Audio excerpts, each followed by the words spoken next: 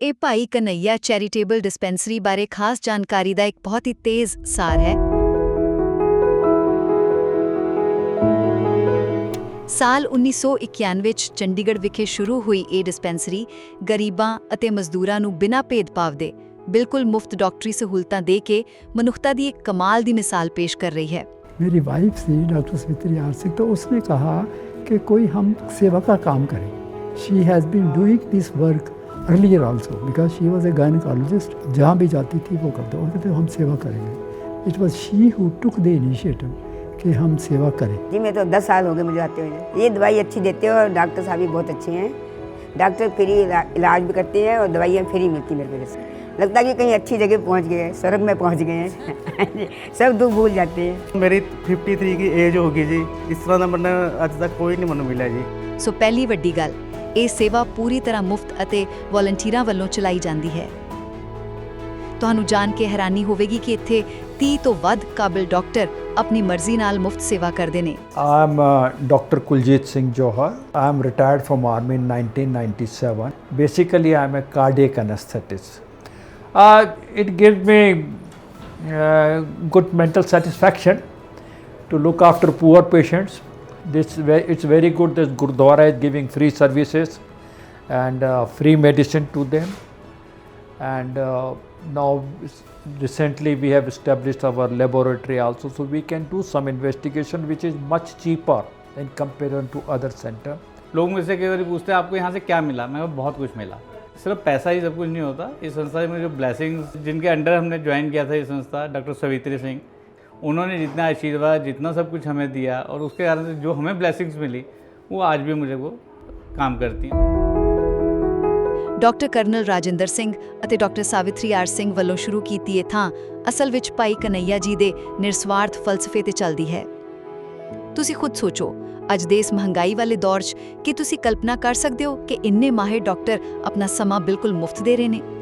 ਇੱਕ ਆਊਟਲੈਟ ਸੀ ਸਾਡੇ ਲਈ ਜਦੋਂ ਨਾਲ ਸ਼ੁਰੂ ਕੀਤਾ ਕਿ ਦੇਖੋ ਦਵਾਈਆਂ ਵਗੈਰਾ ਦੇ ਇਹ ਖਰਚਾ ਵੀਅਰ ਕਰਦੇ ਆ, ਇਹ ਬਹੁਤ ਵੱਡਾ ਖਰਚਾ ਤੇ ਅਸੀਂ ਤਾਂ ਐਗਜ਼ਾਮਨ ਕਰਦੇ ਆ। ਖੈਰ ਅਸੀਂ ਆਪਦੇ ਜਿਵੇਂ ਪ੍ਰਾਈਵੇਟ ਨਹੀਂ ਕਰਦੇ ਤਾਂ ਉਹਦੀ ਬਜਾਏ ਇੱਥੇ ਕਰਦੇ ਆ, ਇੱਥੇ ਫ੍ਰੀ ਕਰਦੇ ਆ। It's okay, it's a good motivation ਕਿ ਕਿਸੇ ਥਾਂ 'ਤੇ ਅਸੀਂ ਆਪਦਾ ਕੋਈ ਦਸੌਲ ਤਾਂ ਕੱਢਿਆ।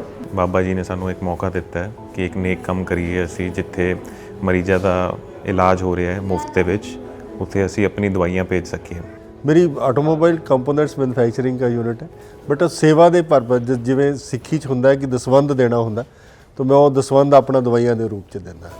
So I find this aspect that my profession is such that it allows me to do seva as well as use my talent productively. ਹੁਣ ਆਉਂਦੇ ਆ ਦੂਜੀ ਅਹਿਮ ਗੱਲ ਤੇ। ਮਜ਼ਦੂਰਾਂ ਦੀ ਮਜਬੂਰੀ ਨੂੰ ਸਮਝਦੇ ਹੋਏ ਇੱਥੇ ਖਾਸ ਤੌਰ ਤੇ ਸ਼ਾਮ ਦੀ OPD ਲਗਾਈ ਜਾਂਦੀ ਹੈ।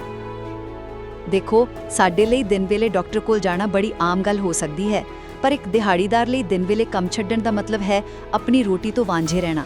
ਇਸ ਲਈ ਇਹ ਸ਼ਾਮ ਦੀ ਸਹੂਲਤ ਉਹਨਾਂ ਲਈ ਸੱਚਮੁੱਚ ਕਿਸੇ ਵਰਦਾਨ ਤੋਂ ਘੱਟ ਨਹੀਂ ਹੈ। ਮੇਰੇ ਮੰਮਾ ਵੀ ਇੱਥੇ ਆਉਂਦੇ ਸੀ ਜੀ, ਮੈਂ ਵੀ ਇੱਥੇ ਆਉਂਦੀ ਹਾਂ ਤੇ ਅੱਗੇ ਹੁਣ ਮੇਰੇ ਜੋ ਬੇਬੀ ਹੈ ਉਹ ਵੀ ਇੱਥੇ ਆਉਂਦੀ ਸੀ ਨਾ, ਦਵਾਈ ਵੀ ਇੱਥੇ ਦੀ ਲੱਗਦੀ ਉਹਨੂੰ। ਅਸੀਂ ਕਿਤੇ ਹੋਰ ਜਾਂਦੇ ਹੀ ਨਹੀਂ ਜੀ। ਕਦੀ ਮੈਂ ਫੋਨ ਕਰਦਾ ਕਿ ਮੈਡਮ ਇਹ ਪ੍ਰੋਬਲਮ ਹੈ, ਐਟ ਅ ਟਾਈਮ ਤੇ ਆ ਕੇ ਇਹਨਾਂ ਨੇ ਅਟੈਂਡ ਕੀਤਾ ਬੱਚੇ ਨੂੰ ਜੀ। ਇਹ ਬਹੁਤ ਚੰਗੇ ਜੀ, ਜਿਹੜੇ ਸਾਡੇ ਵਰਗੇ ਬੰਦੇ ਆ ਮੰਨ ਲਓ ਰੋਜ਼, ਠੀਕ ਹੈ ਨਾ, ਉਹਨਾਂ ਲਈ ਇਹ ਸਭ ਤੋਂ ਵਧੀਆ ਇੱਕ ਉਹ ਹੈ रास्ता ला लो। पेरेंट्स बहुत ही ग्रैटिट्यूड के साथ आते हैं, ट्रस्ट और फेथ लेके आते हैं and they go with relief. And this is the most important inspiration for me, like उनको सेटिस्फाई करना and the primary purpose of our profession, you know, to serve and to heal, वो fulfil हो पा रहा है। ਤੀਜੀ ਖਾਸ ਗੱਲ, ਇੱਥੇ ਸਿਰਫ ਬੁਖਾਰ ਦੀ ਦਵਾਈ ਨਹੀਂ ਮਿਲਦੀ, ਬਲਕਿ ਦੰਦਾਂ ਦਾ ਇਲਾਜ, फिजियोथेरेपी, लैब टेस्ट ਅਤੇ एक्सरे वर्गियां ਵੱਡੀਆਂ सहूलतां भी मौजूद ने।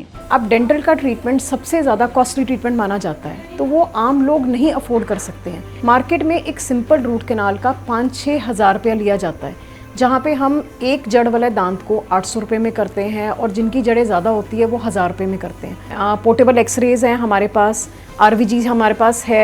हम जो रूट कैनाल करते हैं एंडोमोटर से करते हैं, जो लेटेस्ट टेक्नोलॉजीज़ हैं। ਇਹ ਸਭ ਡਾਕਟਰ SPS ਓਬਰਾਏ ਵਰਗੇ ਦਾਨੀਆਂ ਦੀ ਮਦਦ ਨਾਲ ਹੀ ਸੰਭਵ ਹੋਇਆ ਹੈ। ਨਾਲ ਹੀ ਇੱਥੇ ਕੈਂਸਰ, ਸ਼ੂਗਰ ਅਤੇ ਵਾਤਾਵਰਣ ਬਾਰੇ ਹਰ ਮਹੀਨੇ ਬਹੁਤ ਵਧੀਆ ਜਾਗਰੂਕਤਾ ਕੈਂਪ ਵੀ ਲੱਗਦੇ ਨੇ। ਇਸ ਗੁਰਦੁਆਰਾ ਸਾਹਿਬ ਦੇ ਵਿੱਚ ਵੀ ਉਹਨਾਂ ਵੱਲੋਂ, ਇਸ ਡਿਸਪੈਂਸਰੀ ਦੇ ਵਿੱਚ ਉਹਨਾਂ ਵੱਲੋਂ ਇਹ ਲੈਬ, ਫਿਜ਼ੀਓਥੈਰੇਪੀ, एक्सरे, डेंटल, ये सारी सेवाएं उन्होंने आप ले लिया। और बड़ी खुशी मिलती है सेवा करने के लिए। हम चाहते हैं कि ऐसी सेवा और बढ़ती जाए गुरुद्वारे में और ये सेवा चलती रहे। मेरी वाइफ की भी यही ख्वाहिश थी और मेरी भी यही ख्वाहिश है। ਅਸਲ ਵਿੱਚ ਇਹ ਡਿਸਪੈਂਸਰੀ ਸਾਨੂੰ ਬੜੀ ਖੂਬਸੂਰਤੀ ਨਾਲ ਯਾਦ ਦਿਵਾਉਂਦੀ ਹੈ ਕਿ ਸੱਚੀ ਸੇਵਾ ਪੈਸੇ ਜਾਂ ਇਮਾਰਤਾਂ ਨਾਲ ਨਹੀਂ, ਸਗੋਂ ਨਿਰਸਵਾਰਥ ਇਰਾਦੇ ਤੇ ਸੱਚੀ ਹਮਦਰਦੀ ਨਾਲ ਹੁੰਦੀ ਹੈ।